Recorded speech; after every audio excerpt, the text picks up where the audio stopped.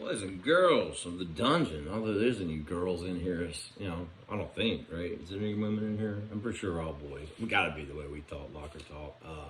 First of all, y'all motherfuckers on fire. Bro, straight up great conversation. JD, man, let's throw out first. Give him reference and post. Love Walker, man. I wrote it. I'm still one arm, so I'm not typing as well. So just to convey it back to you, I totally agree. He's got that big play Jonathan Taylor kind of experience, which, yeah, I believe me and you are all over John Taylor, right? And damn, he's looking pretty fucking good right now, right? But Austin is a Walker, man. He's got some of that Freeman, man, that kind of, that little shutterbug kind of stop and go thing, which I like. I think he's around 210, 215. So he's a good prospect too. Really like him. I'm like Clarence, man. I straight up would go for my man. Like Walker, early second round wouldn't even bother me at all. Love that. Vale, man. Yeah, I'd be all over what you're saying too. I like that kid Penning too. Penning, bro. I ain't gonna hate on it. You're right. An old lineman with highlights, by the way. Check. He's tall, bro. I didn't even look at his stats. He's 6'7", 6'8". Looks pretty solid. You know, if you did like Penning, Vale, going back to you on this one, I tell you right now, Jake would be great as a left guard or O center. I really truly believe that.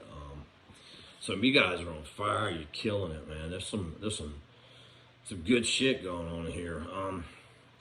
There's been a couple of guys too, like that I've been looking at. So we're prospects. One I'd like to keep going. We've killed a lot of them. A couple guys are standing out to me too. I really like this tight end class a lot. Jaleel Billingsley is Alabama. Probably third, fourth rounder, 6'6" kid, about 240. More of a move, wide receiver type. He's like a Pitts light, same body style, athletic, likes to block. I would call him more of a receiver than an inline guy. I really liked him a lot. Trey McBride is standing out. Watch Trey McBride from Colorado State, 6'5", around 250. McBride has got a little Gronk in him, if you're going to give me a comparison. Agile guy. You guys know about Josh Wiley. Josh Wiley, WHYLE. He's a tight end out of Cincinnati. 6'6", 240. Again, that move tight end. There's a kid Likely. I think his name is Likely. Likely, I believe it is. He's down there in Jacksonville State.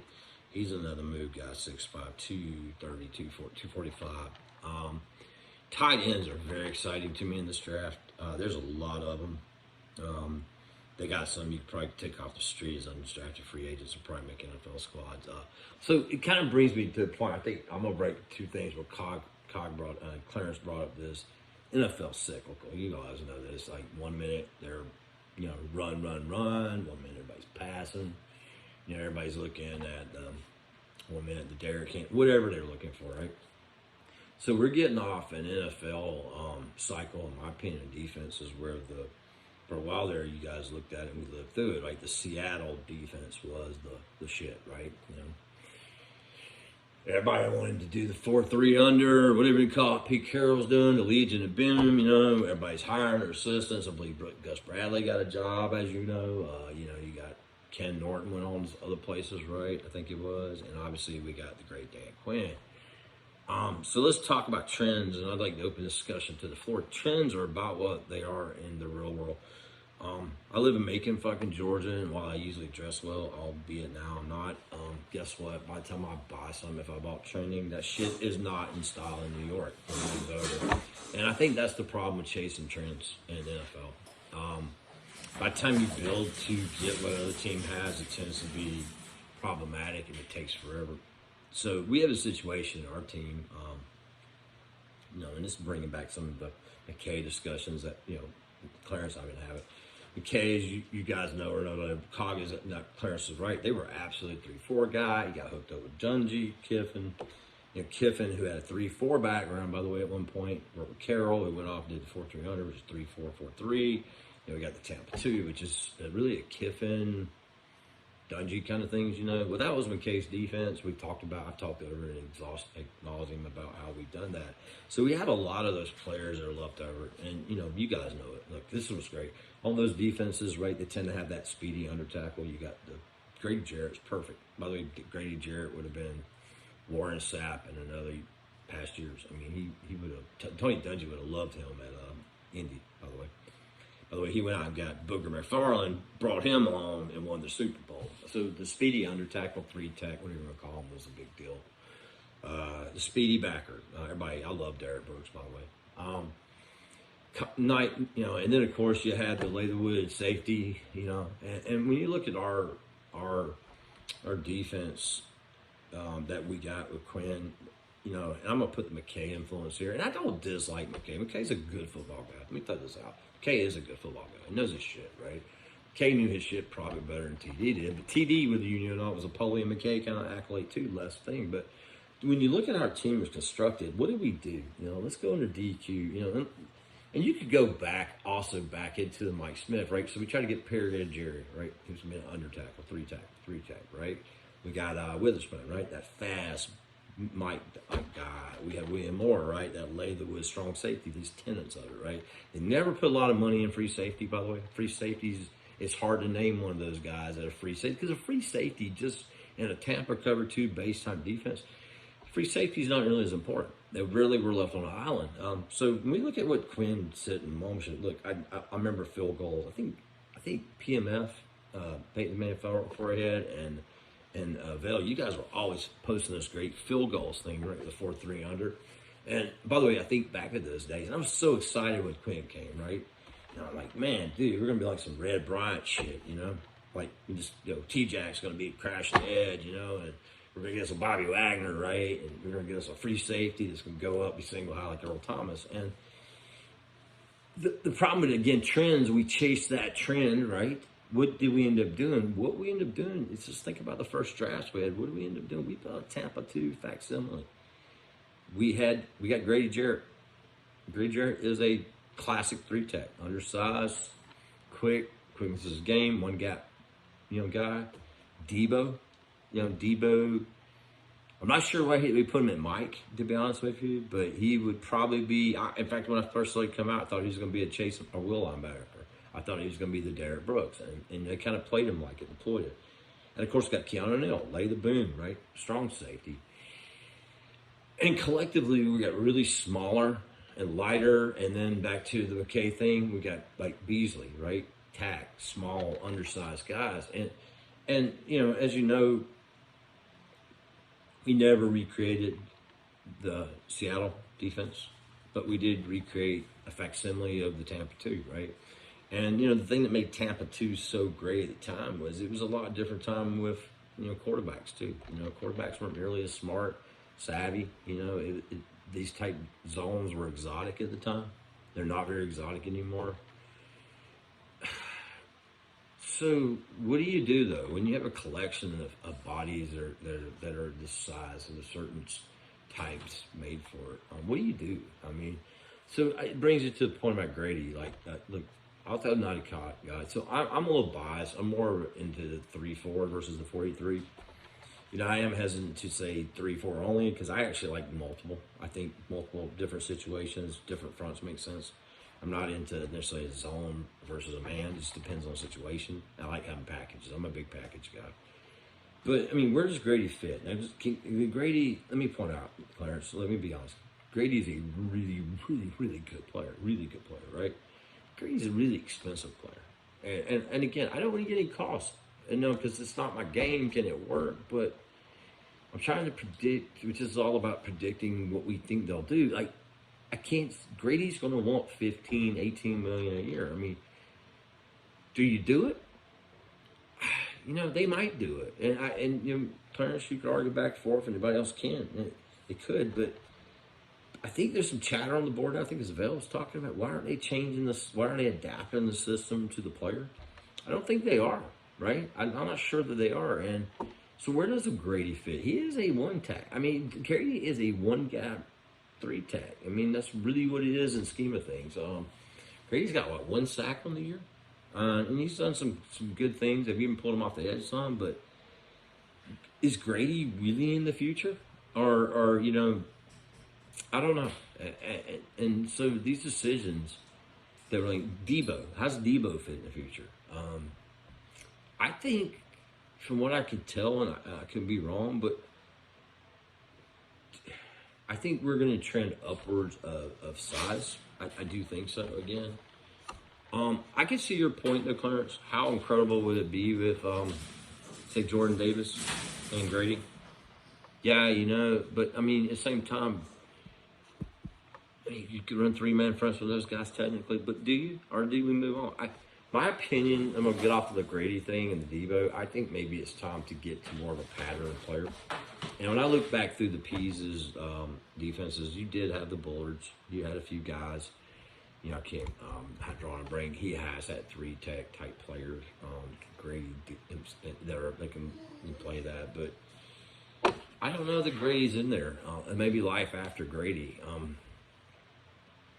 I suspect this season, looking back what I said before, I think we're going to get bigger, longer, stronger. So I'm going to talk about a particular weakness in there. So I hate talking weakness. So first of all, as you all know, and I think we beat this ad nauseum, I think most of us are, I'm all about drafting from a point of strength. I'm talking about adding capability. But I'm also about being realistic. You got to point your weakness. So to me, there's a weakness that really points out. And I'm going to look at Vandy here. Vandy, you called this a long time ago, so let me give you credit, right?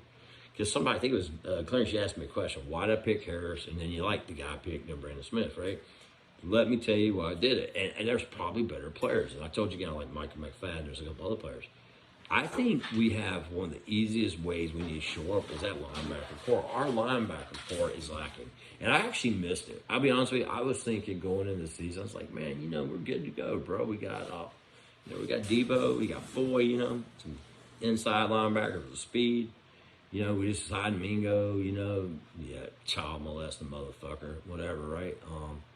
Even Copeland, we got the kind of 3-4 element. These guys will fit. But the truth is, looking back, I don't know that our linebacker was a strength. And I'll tell you why. And I think Grady, I'm going to point out Vandy again. Let me go. Vandy made a point a long time. We were talking about the Legion of Boom or some shit, right? And, we're talking about that great D-line of Seattle, Averill, and, Michael Bennett and all. But you know what really made the Legion of Boom, if you think about it? Vandy, you said this. Bobby fucking Wagner, let's class Wagner, Bobby Wagner, and KJ Wright, Malcolm Smith. They had some insane linebackers. I mean, look at Bobby Wagner. Bobby Wagner's what, 6'3", 6'2", something 6'6". I'm sorry, 6'1", 6'2", 245 pound, 250 pounder, and he's a Hall of Famer. But I think he's like 7 All Pros or some shit now. Incredible, right? Can range, he can mic it. He brings boom. KJ Wright, man, for years, man, he was just tearing it up off that strong side, Long, lanky, 6'3", 240 guy. Kind of looks like Michael, by the way. Ironic. Michael Walker. They actually look alike. I mean, maybe we'll get light in the butt there, but.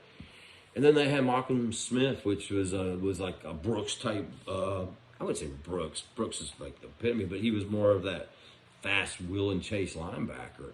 And that really made their zone. That really made their team. Here's the deal, though. When you look at KJ Wright playing, and then you look at, and I'm going to throw Chancellor. I'm going to throw Cam Chancellor back there. Cam Chancellor might as well be the fourth linebacker. I mean, let's just call it what it is. Cam creeped that line. He was a linebacker, but he was 6'3", 6'4", 240 pounds, busted motherfucking ass, right? But what was so cool about the Boom, Legion of Boom, looking back, they were loaded, on the back end, they're loaded kind of on the front end, but really looking back, what really, really made them good. And incidentally, they never drafted a number one defensive tackle ever. They were like running guys. Mebane was like 3rd round picked up. I think the highest they ever spent ever was the 2nd round for, I can't remember the guy. We actually signed him for a while. He was a little 3-tech. And then guys like Red Bryant and stuff. But what was interesting, those linebackers set the fucking tone. I think what we're missing in one area, I'm going to throw this out the group, is setting that tone. Like, there is not that enforcer type that just sets the tone. Now, look, I'm not suggesting we go back in the Stone Ages. I don't want to go get a 260-pound guy that can't run. Modern-day NFL, it's not feasible. But I'll give you an example. I keep bringing Brandon Smith up, right? Whether he's a strong linebacker, strong side linebacker, whether he's inside on the 3-4, whether you pull him in Mike position.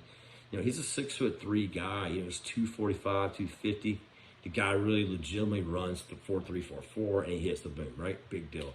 I brought up Christian Harris. Christian Harris, again, and like God, Clarence, you're right, maybe not his favorite, but one thing about Harris, he's an intimidator. He's more of a true Michael McFadden, another guy, Indiana. Honestly, if I were looking now from a capability perspective, which I'm not necessarily basing my draft around, right? But what I'm looking at capability with gap that I have, if you would, I think linebacker is really big. I'm rewatching these games, and who sets the tone, right? You know, who's the guy going? And we've heard excuses like, and everybody says, oh, you get a couple big D tackles, and Debo wrong. I don't buy that shit. I don't buy that shit. I don't buy that shit you're selling. I'm sorry, guys.